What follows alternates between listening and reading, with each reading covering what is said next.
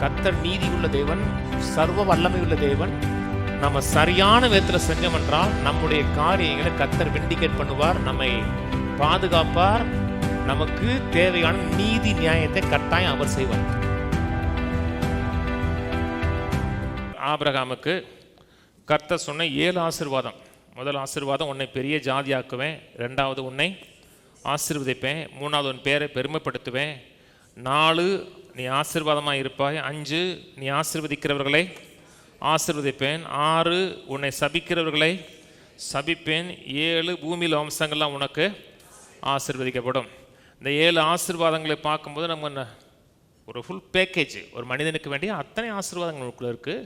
இது ஆபிரகாமுக்கும் ஈசாக்குக்கும் யாக்கோபுக்கும் 12 கோத்திரத்துக்கு மட்டுமல்ல, நாம் கிறிஸ்துவுடையவர்களானால் ஆபிரகாமுடைய சந்ததியாகவும் வாக்கு தத்தத்துக்கு சுதந்திரராகவும் இருக்கிறோன்னு சொல்லப்பட்டிருக்கிறது. இதில் 6 வாக்கு தத்தங்கள் நல்லா இருக்குது, நல்லா சூப்பராக இருக்குது. ஆனால் 7ஆம் வாக்கு தத்தம் சிலருக்கு ரொம்ப பிடிக்கும். ஆனால் கொஞ்சம் புதிய உடன்படிக்கையின் கீழே, இந்த அன்பின் பிரமாணத்துக்கு கீழே கொஞ்சம் கஷ்டமாக இருக்குது. உன்னை சபிக்கிறவர்களை சபிப்பேன்கிறாரு. மற்ற எல்லாமே நல்லா இருக்குது. உன்னை ஆசீர்வதிக்கிறவர்களை ஆசீர்வதிப்பேன், உன் பேரை பெருமைப்படுத்துவேன், நீ ஆசீர்வாதமாக இருப்ப, பூமி வம்சங்களாம் உனக்குள்ள ஆசீர்வதிக்கப்படும் சொல்லும் பொழுது அது நல்லா இருக்குது. ஆனால் ஒரு காரியம், உன்னை சபிக்கிறவர்களை சபிப்பேன் இருக்கு. நம்ம இந்த 7 வாக்குத்தத்தத்தின் மேலே விசுவாசம் வைக்கிறோம். இந்த 7 வாக்குத்தத்தம் விசுவாசம் வைக்கிறோம். அது வாக்குத்தத்தம்.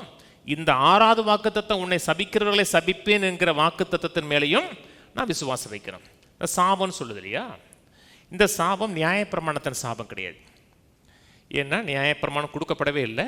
நியாயப்பிரமாணம் கொடுக்கப்படுவதற்கு 430 வருஷத்துக்கு முன்னாடி இந்த வாக்குத்தத்தம் கொடுக்கப்படுகிறது. வேதம் சொல்லுகிறது, ரோமர் 4:15 நியாயப்பிரமாணம் கோபாக்கினை உண்டாக்குறதுன்னு இருக்கு. இது கோபாக்கினையின் சாபம் கிடையாது. நியாயப்பிரமாணம் மோசையின் மூலமாக இஸ்ரவேல் ஜனங்களுக்கு கொடுக்கப்பட்டுச்சு. தேவனுடைய பிரமாணங்களை, தேவனுடைய சட்ட திட்டங்களை மீறும் பொழுது, இப்பொழுது சொல்லப்படும் வாக்கு தத்தங்களை கேட்டு நடவாமல் போகும் பொழுது, இப்பொழுது சொல்லப்படும் சாபங்கள்லாம் உனக்கு பலிக்கும். அதனால் இந்த சாபங்கிறது நியாயப்பிரமாணத்தின் சாபம் கிடையாது. கவனிக்கிறீங்க? நியாயப்பிரமாணத்தின் கீழே வரக்கூடிய சாபம் கிடையாது. ஆனால் இந்த சாபம் இருக்கான்னு கேட்டோம்னா இருக்கு. இது கோபாக்கினின் சாபம் கிடையாது. அதாவது கோபாக்கினின் சாபம்னா நித்தியமாக நம்ம புறக்கணிச்சிருவார், நிராகரிச்சிருவார், நம்ம மேலே அன்பே செலுத்த மாட்டார், அப்படி கோபாக்கினின் சாபம் கிடையாது. ஆனால் இந்த சாபம் இருக்கான்னு கேட்டால் சாபம் இருக்குது. ஏன்னா இது ஆபிரகாமுடைய சந்ததிக்கும் ஆபிரகாமும் கொடுக்கப்பட்ட ஒரு வாக்கு தத்துவம். நியாயப்பிரமாணத்தின் காலத்துக்கு முன்னே இது கிருபையின் காலத்தினுடைய முன்னடையாளம். ஆபிரகாமுடைய இந்த உடன்படிக்கை தான் இயேசு மூலமாக நமக்கு செஞ்சார். கவனிக்கிறீங்க? தேவனை குறித்த ஒரு காரியம் என்றால், தேவன் நீதி உள்ள தேவன், நீதி நியாயம் செய்கிற தேவன். தேவன் அன்புள்ளவர், இரக்கமுள்ளவர், தயவுள்ளவர், மன்னிக்கிறவர், அதெல்லாம் கரெக்டு. ஆனால் தேவன் நீதி நியாயம் செய்யக்கூடிய தேவன். சிலுவையில் நமக்கு ஒரு தண்டனை, கோபாக்கினை, நம்முடைய மீறுதலுக்கும் நம்முடைய பாவத்துக்கு ஒரு அத்தனை தண்டனை இயேசுவின் மேல் விழுந்துச்சு. இயேசுவின் மேலே விசுவாசம் உள்ளவனுக்கு தேவனுடைய தண்டனை கிடையவே கிடையாது, தேவனுடைய ஆக்கினை தீர்ப்பு கிடையாது. ஆனால் ஒரு மனிதன் ரட்சிக்கப்பட்டதுக்கு அப்புறமும், விசுவாசிக ஆனதுக்கு அப்புறமும், அவன் தான் தோன்றித்தனமாக வாழ்கிறான், கர்த்தருக்கு பிரியமெல்லாம் வாழ்கிறான், விபச்சாரம், வேசித்தனம், திருடுறது, தவறான வாழ்க்கை செய்கிறான்னா பரலோகத்தில் தண்டனை வருவது கிடையாது. ஆனால் அவன் செய்கிற பாவத்துக்கு விளைவுகள் உண்டு, கான்சிக்வன்சஸ் உண்டு. கர்த்தர் ஒரு நாளும் பிற்போக்கான காரியங்களை கொண்டு நம்மை சோதிப்பது கிடையாது, தீமையான காரியங்களை செய்வது கிடையாது. ஆனால் நான் விசுவாசிகள் ஆன பிறகும் என் விருப்பப்படி நான் வாழ்கிறேன் அப்படின்னா, திருடுறேன், தவறான காரியங்கள் செய்கிறேன்னா, மரணத்தை, தீமையை நானே வரவழைக்கக்கூடிய காரியமாக மாறிடும். அது கர்த்தர் செய்யலை. ஆனால் அப்படிப்பட்ட காரியங்கள் வருவதற்கு நாமே இடம் கொடுக்குறதா இருக்கணும். சில காரியத்தில் யாருக்கோ விரோதமாக தீங்கு செய்கிறோம், தேவனுடைய கட்டளைகளுக்கு மீறி நடக்கணும் என்றால், தேவனை நீதி நியாயம் செய்யக்கூடிய தேவனாக இருக்கிறார்.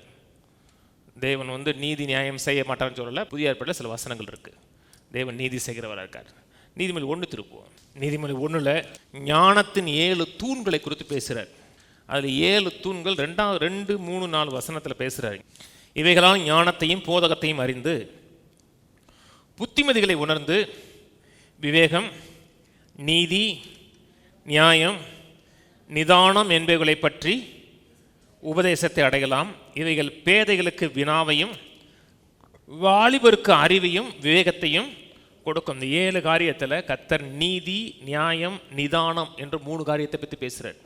நாம் ஆராதிக்கிற தேவன் நீதி உள்ள தேவன், நியாயம் உள்ள தேவன், நிதானித்து காரியங்களை செய்யக்கூடிய தேவன். தேவன் நீதி செய்கிறார், நியாயம் செய்கிறார் என்றால் அது கோபாக்கினை கிடையாது. இப்போ எல்லா ஜட்ஜ்மெண்ட்டும் கெட்டதும் கிடையாது.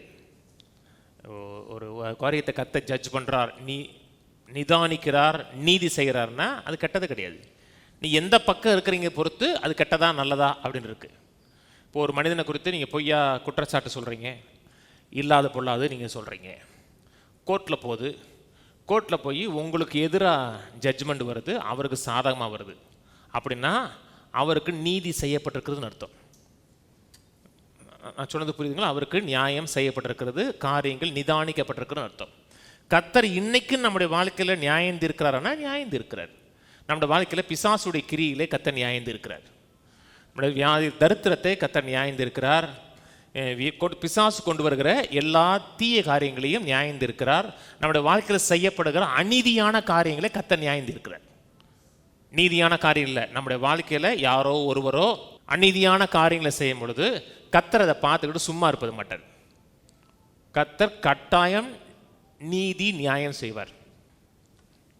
நான் சொன்னது புரியுதுங்களா? கர்த்தர் சொன்னார், உன்னை ஆசீர்வதிக்கிறவனை ஆசீர்வதிப்பேன், உன்னை சபிக்கிறவனை சபிப்பேன். கர்த்தர் எளிமையாக சொல்கிற காரியம் என்னன்னா, உன்னை ஆசீர்வச்சிருக்கிறேன், நீ ஆசீர்வாதத்தில் வாழ வேண்டியதான் உன்னை குறித்து என்னோட சித்தம்.